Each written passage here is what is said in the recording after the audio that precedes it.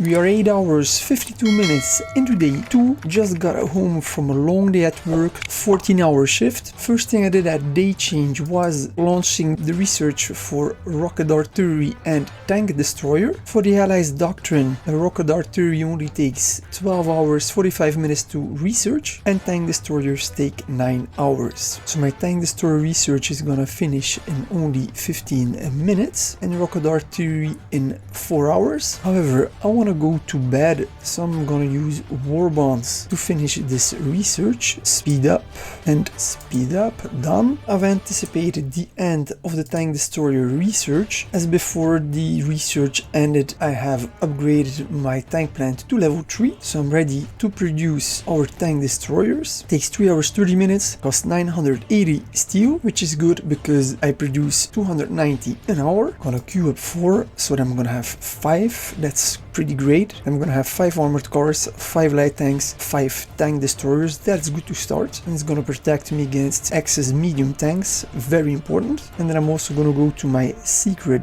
lab where I'm gonna produce rocket artillery. I'm gonna queue 4 of those, done. As you can see, I have a lot of food, goods and manpower, so I'm already going to research level 2 infantry so that tomorrow I can upgrade them straight to level 3. Infantry is the only unit I have researched in the infantry tab, and I haven't even built the barracks. No research so far in the ordnance tab. I will have to produce anti-air eventually, so I'm already gonna research that as well. Tank branch, armored car, light tank, tank destroyer. In the air branch I've got interceptors, tactical bombers and naval bombers researched. Got nothing so far in navy, and in secret I only have rocket artillery so far, and this is all I'm gonna need for my early game build order. Got my secret lab over here, because then in Massawa I am going to build a naval base because I already have a 48 morale, so that's gonna go fast. As I've now also taken Addis Ababa, the capital of North Sudan. Battle went pretty smoothly. Ethiopia has tried to counterattack but took only 2 provinces, so I'm making him pay.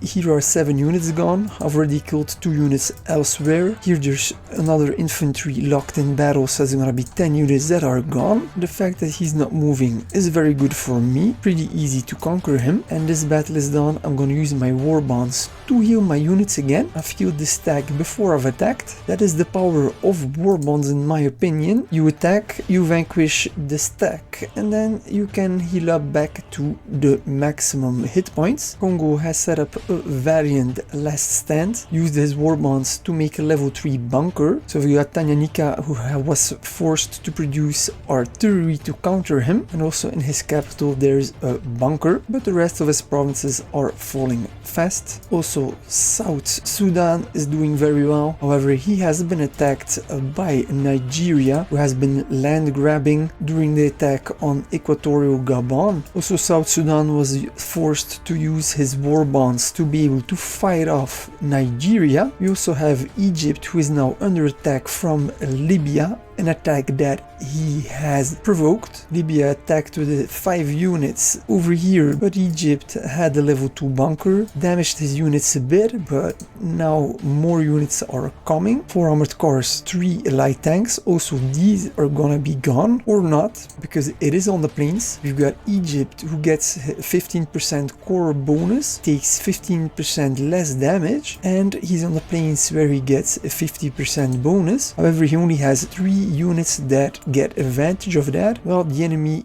gets a 50% bonus of all his units. So this battle might actually be won by Libya. Over here Libya is attacking with 3 infantry and an anti-air, but Egypt is counter-attacking. I think he produced these 2 motorized infantry with war bonds. And also over here, this is now the second battle. First attack was won by Egypt, so now there is 4 armored cars. I guess also Libya has used war bonds to be able to make this stack over here combined with these units. Yeah, that's a lot, because he already lost all his starting units in the initial attack. So this is like the perfect scenario for me. These 2 players are completely weakening themselves, so I'm gonna be able to pick off the pieces. I'm most probably gonna be able to take Somalia and Kenya. That's gonna be 2 capitals extra, and then I'm gonna be able to kick out whomever won over here, Egypt or Libya. So strategically it's looking pretty good. Syria has been struggling a bit, as both of his adversaries, Turkey and Saudi Arabia, have been counter-attacking, and I see he's gonna lose an armored car. Saudi Arabia has been active but not active enough, but he still has 4 of his core cities, so he's far from beaten. However, Oscar has lost a lot of units. He only has 23 units, so he's pretty weak, and he's now also under fire from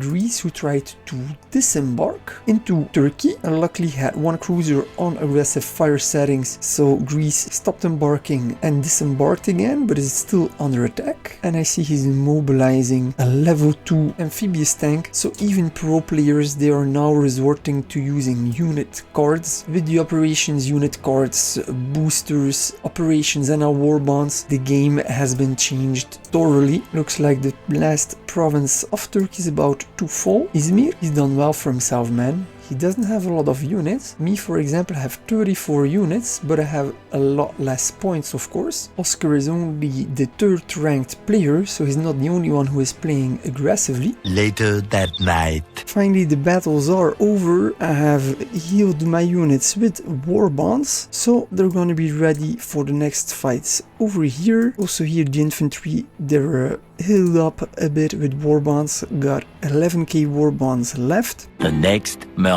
I've got the last units of Ethiopia locked in combat, so that battle should be over before they change. And now that I'm thinking about it, I should actually have not taken the last province. Then if provinces rebelled back to Ethiopia, I could have taken them again, get resources again. That would have been more interesting actually, because right now any of these provinces, they can revolt to other nations, and I don't have the time to occupy them, so it is what it is. Got 7 anti-air and 4 rocket artillery already, that's perfect. Got a 5th rocket artillery in production, we're gonna queue up the rest. I have 3 tank destroyers, 4th in production, and I've got a 5th in the queue. Things are looking good. My allies are taking huge risks. Both Tanganyika, his cores are empty and he can get attacked by Madagascar. South Sudan is more sheltered against an attack, but even he should occupy his core provinces because you never know. Syria is now behind the lines and has just taken out. Oh, that's nice. Level 2 industry, but the tank plant taken out. But I see that Saudi Arabia is still active, recapturing his territory. Oh damn, he has a lot of tactical bombers already. 7 of them. Haven't even started producing those yet. Got 6 interceptors to get a bit of air dominance. In retrospect, I don't even need it because I have no players in my range that have bombers. I've captured a dry drop over here, so that's great. I received oil, goods and money. Too bad it wasn't oil and rare materials, that would have been better. I hope at day 4 the prices of rare materials are gonna go down so that I can build more industry and tactical bombers, because right now in the stock market prices are high. Oh, there's an offer of 7, that's interesting. Too bad I didn't see that sooner. Oil has become cheap as well, but I don't need it now as I have a lot of it. At least with the goods and the oil I've received, I'm gonna be able to upgrade my armored cars and light tanks. Gonna unlock level 2 research on day 3, but I'm gonna wait until day 6 to upgrade them once they're level 3. So far my allies, they're using kind of the same build.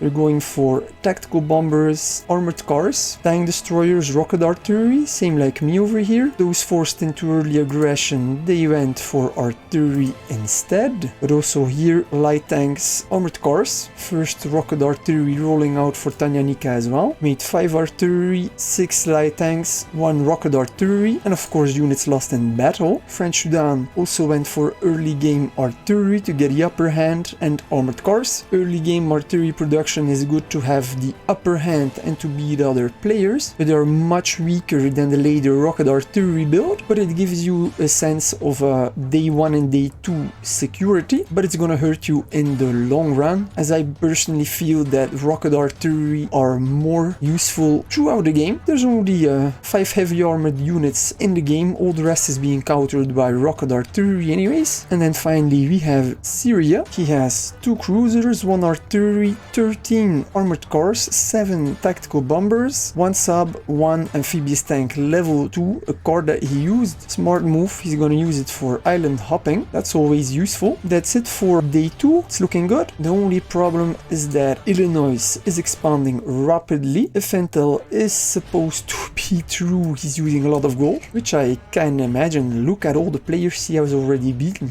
This is crazy, man. I see artillery marks everywhere, so he must just be golding a lot of artillery. That's crazy, man. Yesterday, in the diplomacy list, you can see that Illinois was just a low-ranked player, far on the bottom of the list with 50 points, and now he... Look at that! Taking over one of the highest ranked players. This is weird, man. Level 80 with only 15 games, of which a large part economic rank, wins half of his games. Yeah, that's gold, man. Level 8 with only 15 games, high economical score, half of his games won, but his player versus player ratio is trash, so he doesn't know the game that well. But he has a high province capture loss ratio. Oh, that's definitely gold, man. That's crazy. Whoa, 313 fortifications built in only 15 games. Are you crazy? 891 industry, 1169 propaganda offices. Damn. He's built 1000 tank plants in 15 games. Even if they were all upgraded to level 5, that will mean that he has built 211 tank plants, man. Divided by 15 games, that's an average of 14 level 5 tank plants every game. Damn, that's crazy, man. I hope you have enjoyed this video. Please subscribe and hit that bell button for notifications. I want to say a warm thank you to my members and elite members for supporting this channel.